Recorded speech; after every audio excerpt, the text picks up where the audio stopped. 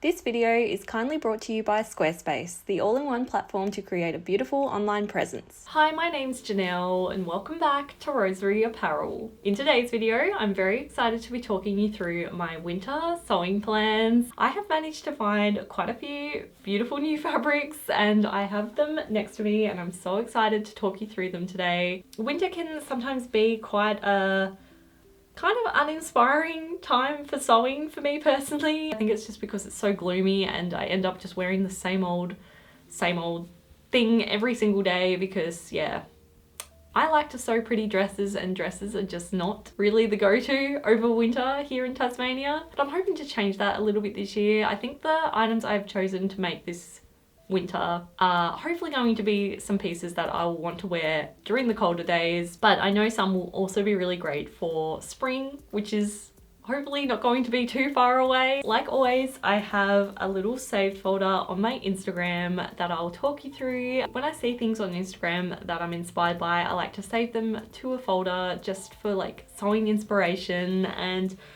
there are quite a few pieces that I'm really excited to make for my wardrobe this season. The first fabric I have to share is this gorgeous cotton seersucker fabric that I picked up while I was in Bruges, Belgium. I have mentioned the little fabric store I went to while I was in Bruges in a previous video. I bought two fabrics from this shop. The first one was this beautiful floral fabric that I ended up making a blouse out of, and the second one is this green and black gingham seersucker fabric. I have been saving this fabric to make something out of it for winter because the dark color combo just feels very cozy to me. I'm not 100% sure if it is actually seersucker, but it has a very similar texture. I just think textures like this add so much character to a fabric and I am so in love with this one. So from this fabric, I am hoping to make another smocked item. I have not touched my smocking machine since I've moved into this new house and I have been living here for a year and a half, so it is definitely time I pick it up again and get back into the world of smocking. If you've never heard of smocking before, it's a very similar look to shirring, except you have to hand embroider pleated fabric to give the fabric a bit of stretch. It is a very long process, but it is a super satisfying process as well. And I just think over winter, in front of the wood heater, doing a bit of smocking, that just sounds so dreamy to me. I don't have an exact idea of what this dress is going to be yet, but I'm hoping to potentially make something similar to this dress here. What I like about this dress is that it has long sleeves, which I think will again be perfect for winter, but it has this rectangular shirred pattern on the front bodice, which I think would look beautiful if it was smocked instead with the beautiful smocked detailing. So yeah, I'm hoping if I'm able to do a very similar like rectangle piece of fabric for my dress and then just smock that rectangle part, I think it could be a very doable project. Any more than that and I think it would literally take me years to make. This dress here is a very similar vibe. This one's worn by Kate Snide Sews. Again, it's got that rectangle piece of fabric along the bodice. I also really love the sleeves of this dress as well. This is definitely the style I have in mind for this fabric. I don't know yet if it's possible. I will be sure to document the whole process and potentially create a tutorial all about it. The next fabric I have to share with you is a recent Spotlight find, and it is again quite a dark color scheme. It is this beautiful floral rayon fabric. This is quite different to the usual fabrics I'm drawn to. I do love a floral, but I'm not usually drawn to dark patterns like this, and I'm not often drawn to larger floral prints either. But there's something about this one that I just fell in love with. It almost has a watercolor quality to the print, which I adore. It gives me very strong 90s vibes, which I also love. And I have been very drawn to darker fabrics, as you can tell by the dress I'm wearing. The fabric itself I think is a very dark navy, and the floral has some kind of like greyish blue, cream and mustard vibes. The dress I have planned to make from this fabric is the teddy dress by My Keeper. This is the teddy dress here. It is stunning. It has this kind of tie-up corset style design at the sides, which I'm so in love with, and the dress itself is quite fitted but still flares out a bit at the hips, which I think will work for my body type. Here is another version by Raylene Michelle's Studio. I am in love. I just think it is such a stunning dress. I love the tie-up design and the fact that the tie-up strings are quite long, so they are like an exaggerated tie. I just think that looks stunning, and yeah, this was like a wearable toil that Raylene made, and it's perfect. So that just makes me so excited to make this pattern for myself. This next fabric is another one that I picked up from Spotlight. It is the most stunning brown shade. The fabric itself is really textured. It's kind of got like a bit of stitching throughout it, and it creates a almost shirred look. Again, it gives me very strong seersucker vibes, but it's not quite a seersucker. It's more like, I don't know. But it's a beautiful texture nonetheless. The color is what drew me to this fabric though. It is like the perfect rosy brown shade, and I am completely in love with it. It's definitely a color I feel confident in. What I plan to make out of this is actually a new pansy dress. My favorite go-to dress pattern is my pansy sewing pattern. I have made quite a few variations over the last few years, and I'm ready to make another one. Basically, I've wanted to add another plain pansy dress to my wardrobe, but I want to have a few different fun features. How about I just show you what I mean, because I did save an image that is exactly the type of thing I want to try and recreate with this dress. It's this drawstring bow design in the gathered skirt here. I think that is such a fun design idea, and I think would work perfectly for the gathered skirt of the pansy dress. This is obviously a mini version, but I plan on making my pansy dress in the midi length and then have this bow drawstring design throughout the skirt. Maybe like around 3 of these drawstrings in the skirt could look really cool. And then the rest of the dress I plan to just make as the ordinary pansy, but the sleeves I think I will make a bit more puffier. I'm gonna make them short as well, just short little puffy sleeves, because I think this fabric and this style of dress will work really nicely with the knitting project I'm currently working on. I have shared a little sneaky peek of this project over on my Instagram and also in a previous video, but I've officially finished the back, and that is this rose colorwork vest. But don't you think that these two are going to look so great together? I just can really imagine a dress with puffy sleeves poking out from underneath this vest. I don't know, I just think it's going to work so nicely, and it's basically why I want to create this dress, honestly, so I can wear this knitted vest with it. But obviously a classic pansy dress in this fabric is going to be such a great addition to my wardrobe. I can already tell it's going to be one of those dresses I will wear all the time, and I always love to share different ways you can pattern hack my sewing patterns, and I think this project will be a really fun one to add to the playlist. And I also hope that by the end of winter I will definitely have finished this vest. It shouldn't take me too long because I'm honestly quite addicted to colorwork knitting, and I find it a really fun way to wind down at the end of the day, just knitting a few rows. So yeah, I reckon in the next month or 2 I will definitely have this vest finished as well. Let's just take a quick break to talk about the sponsor of this video, Squarespace. Squarespace make creating your dream website easy with their range of beautifully designed and award-winning templates, and once you've chosen a template you are then able to change it up as much or as little as you like. You can change everything from the overall layout of the website to all the fun things like the fonts and colors with just a few clicks, no knowledge or background needed in coding whatsoever. And now Squarespace make designing a website even easier, as they've just introduced a new design tool called Design Intelligence, where they have combined 2 decades of industry-leading design expertise with cutting-edge AI technology to help you build a beautiful and customized website. You simply answer a few design questions and prompts all about your website preferences, and Squarespace will create your dream website for you from the ground up that has everything you need to run your business successfully. And something else I really appreciate and value about Squarespace is the fact that depending on the plan you choose, you won't have to pay any commission fees for any of the products that you sell through your Squarespace website, which for me personally as a small business owner just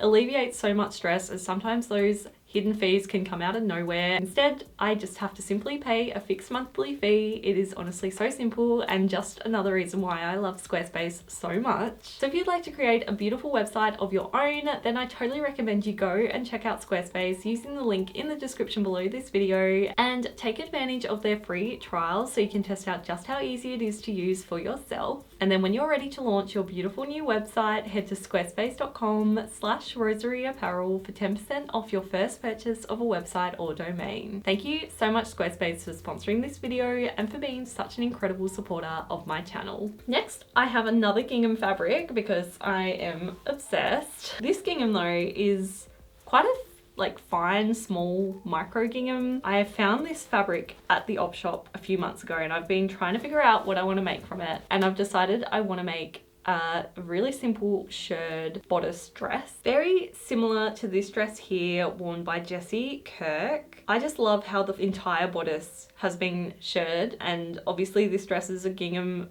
print as well, so I can tell it's going to work really nicely with this style of fabric. But what I also love about this dress is the fact that it has that kind of princess V-dip waistline. I made a princess waistline like this once before and I loved it. The dress itself ended up being a bit too big on me, so I very rarely wear it unfortunately, but I would love to add another dress with this waistline style to my wardrobe so I can wear it. Shirred dresses are just honestly so comfortable. They just hug you nice and tightly but are stretchy, so move with you as well. And to be honest, I just want to make a tutorial for this style of dress because I think that would be really helpful for people if they are wanting to make a dress like this one too. Here is a very similar dress in a very similar fabric to the one I'll be making mine out of by the brand Steel. And I really do love the sleeves of this one too, so I'm in two minds on whether or not to make a long sleeved dress or a short sleeve dress like the one I showed earlier. So yeah, let me know what you think I should do. If you think I should do long sleeves, which I do feel will be more appropriate for winter, or if I should do short sleeves, which I feel like would be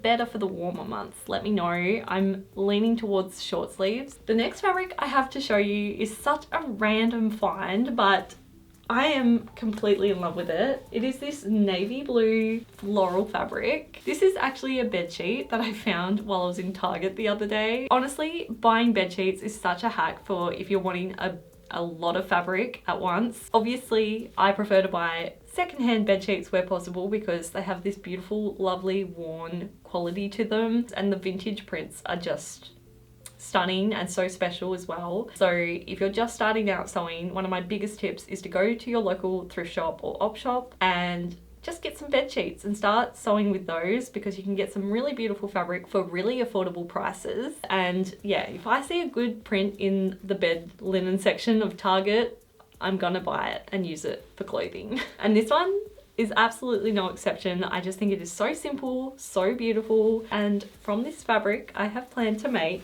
a sleeveless Eleonora dress. I have had this pattern purchased, ready to go for months. I think I purchased it at least 6 months ago, and it's been on my to make list ever since, and I just have not gotten around to it, and I'm gonna end that now. The Eleonora dress is by Silver Saga Patterns, and it is this one here. Silver Saga Patterns also have a sleeved version of this dress, but they have also made a sleeveless option. I just think in this fabric it's going to be such a pretty dress.